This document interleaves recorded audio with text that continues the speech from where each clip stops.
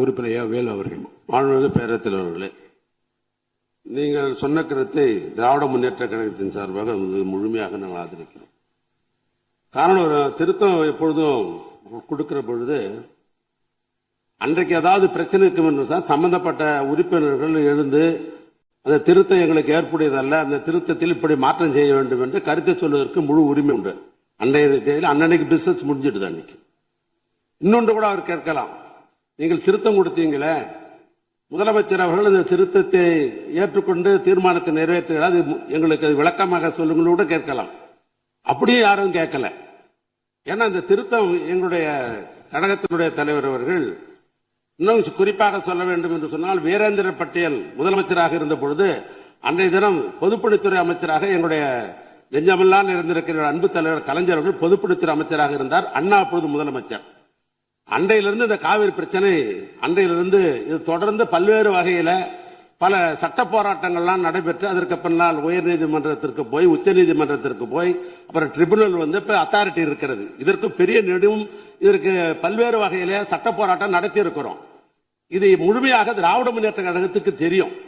ஆனால் புதிதாக பொறுப்பேற்றிருக்கிற அரசாங்கம் இதில் வெற்றி பெற வேண்டும் என்று அவர்கள் கருதுகிறார்கள். எனவே நாமும் அதற்கு உறுதுணையாக இருக்க வேண்டும் என்று சொன்னால், இது தமிழக விவசாயிகளுடைய பிரச்சனை, காவிரி டெல்டா பிரச்சனை, இதில் அரசியலே கூடாது, இதில் முழுமையாக ஒத்துழைக்க வேண்டும் என்ற உணர்வோடு தான் இந்த பிரச்சனை வருகை என்ற உடனேயே வில்சன் மூத்த வழக்கறிஞர் அழைத்து டெல்லிக்கு அங்கே இருக்கிற சம்பந்தப்பட்ட வழக்கறிஞரிடத்திலாம் இரவோடு இரவாக பேசி இதற்கு இப்படி திருத்தம் கொண்டு வந்தால்தான் இது முழுமை பெறும், பிற்காலத்திலே உரிமையாக அந்த மேகதாது அணையை கட்டுவதற்கு நிறுத்த முடியும் என்ற நிலை ஏற்பட்ட பின்புதான் எங்களுடைய எதிர்க்கட்சி தலைவர் அவர்கள் இந்த திருத்தத்தை கொண்டு வந்தார்கள். முதலமைச்சர் அவர்களும் அதை படித்து பார்த்து பெருந்தன்மையோடு இதை இணைத்து ஒன்றாக போராடுவோம் என்ற நிலையில் தான் அன்றைக்கு அந்த தீர்மானத்தை நிறைவேற்றிருக்கிறார். அதற்காக திராவிட முன்னேற்ற கழகத்தின் சார்பாக அவருக்கு எங்களுடைய பாராட்டுதலையும் நன்றி அந்த நேரத்தில் தெரிவித்துக் கொள்கிறோம். அதில் ஒன்றும் மாற்று கருத்தும் அல்ல. 110 நாங்கள் எதுவும் சொல்லல. தமிழ்நாட்டு முதலமைச்சர் அந்த இறந்த குடும்பங்களுக்கு 10 லட்சம் ரூபாய் கொடுக்கலாம் என்று ஒரு கருத்தை சொல்லி இருக்கிறார். அதை நீங்கள் ஏற்றுக்கொள்ள வேண்டும் என்று நான் கேட்டுக்கொள்ள விரும்புகிறேன்.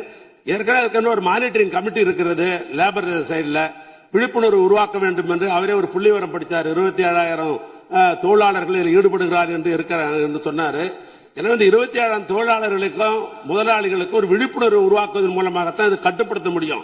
ஏன்னா ஒரு அரசாங்கம் எல்லா இடத்திலையும் தனியார் இடத்திலாம் போய் பார்க்க முடியாது. விழிப்புணர்வு உருவாக்க வேண்டும். என்னுடைய கழகத் தலைவர் சொன்னதை போல அந்த குடும்பங்களுக்கெல்லாம் 10 லட்சம் ரூபாய் பணமும் தர வேண்டும் என்று கேட்டுக்கொண்டு, நாங்க ஜீரோ அவர்ல கேட்கல. நம்ம மீண்டும் பெரும் சொல்றேன், ஜீரோ இல்ல அவர் இல்லை என்று ஏற்கனவே நாம் அலுவலக முடிவு செய்து விட்டோம். அப்படி வரல. சில நேரங்களில் தமிழ்நாட்டில் நாம் எதிர்பாராத விபத்துகள் நடந்துவிடும். நம்ம யாரும் எதிர்பார்க்க மாட்டோம், ஆனா நடந்துரும். அது அரசாங்கத்துக்கு கவனத்துக்கு கொண்டு வரணும். அது கவன ஈர்ப்பு தீர்மானம். நான் உங்ககிட்ட கொடுத்த விட கவன ஈர்ப்பு தீர்மானம் தான். அந்த கவன ஈர்ப்பு தீர்மானத்தில் அனுமதித்தான் கொஞ்சம் விவரமா சொல்லியிருப்போம். நான் அதனால தான் சொல்றேன், அது வேற ஒன்றும் அல்ல, குற்றச்சாட்டு அல்ல. நான் மீண்டும் சொல்லுகிறேன், குற்றச்சாட்டு அல்ல. அரசாங்கம் கவனத்துக்கு கொண்டு வருகிறோம். எங்களுடைய கழகத்தலைவர் கேட்டதை போல அந்த குடும்பத்திற்கு 10 லட்சம் ரூபாய் பணம் முதலமைச்சர் அவர்கள் தர வேண்டும். மீண்டும் சொல்லுகிறேன், எங்களுடைய தலைவர், எங்களுடைய சட்டமன்ற உறுப்பினர் அத்தனை பேரும் சார்பாக மாண்புமிகு முதலமைச்சர் இன்றைக்கு பிறந்த நாள் விழா, அவருக்கு எங்களுடைய திமுக சார்பாக முதல்ல நல்வாழ்த்துக்களை தெரிவித்துக்கிற அதே நேரத்தில் இந்த தொழிலாளர் குடும்பங்களுக்கெல்லாம் பாதிக்கப்பட்ட குடும்பங்களுக்கு ஒரு 5 லட்சம் ரூபாயும், இறந்த குடும்பங்களுக்கு 10 லட்சம் ரூபாய் பணமும் முதலமைச்சர் அறிவிக்க வேண்டும் என்று திராவிட முன்னேற்ற கழகத்தின் சார்பாக மாண்பு உறுப்பினர் வந்து 55 விதியின் கீழ் சொன்ன என்ன சொல்றேன்,